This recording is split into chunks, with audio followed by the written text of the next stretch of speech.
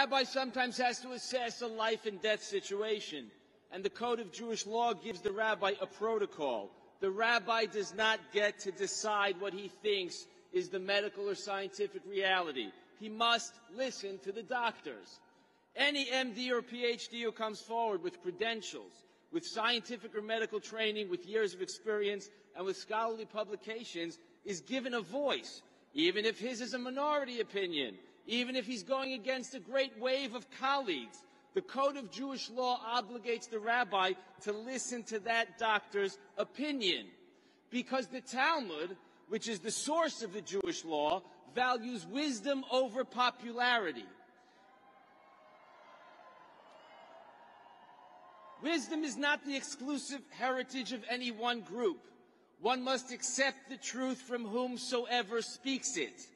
It is anathema to the Talmudic tradition to dismiss or deride any academic or intellectual. So it's horrifying for me, a student of the Talmud, to see that in America today, a community of tens of thousands of doctors and scientists who are questioning or disagreeing with the popular scientific belief are being dismissed as a fringe element. They're being labeled pseudoscientists and spreaders of misinformation. So when I hear someone say, hey, there's a pandemic on, you have to forget about your religious freedoms, I say, no, sir. There's a debate on, and I will not forget my religious freedoms.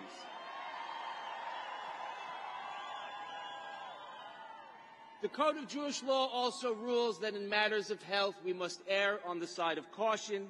To many rabbis, that means not giving the vaccine to children or to pregnant women, discouraging the vaccine for the young and healthy or those who have recovered from COVID. And furthermore, vaccination for anyone must remain a personal choice.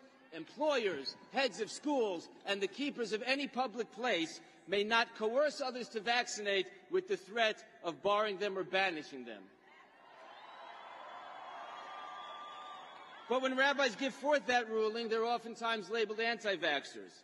And when American citizens choose of their own accord to follow the common sense advice of the dissenting doctors when they choose not to vaccinate, they're labeled as reckless and selfish and dangerous and infectious. So the first order of business is to remind ourselves of the great values of ideals, the great ideals of respect and tolerance, so that all Americans can assess the public health question with clarity. Many Orthodox rabbis support the message of this rally. Among them are some of the leading sages in America. I asked one of these sages, what message should I deliver at the rally? He said, Zog ze as sizdor Rebbeinu shalom auf der Welt. That's Yiddish. It means, tell them that although man is endowed with free choice, God, the creator of the universe, is the one who manages and controls our world, and he is watching us. So even though we're all opposed to mandates, there's one mandate we must never oppose. It's God's mandate. It's 3 words. Choose the good.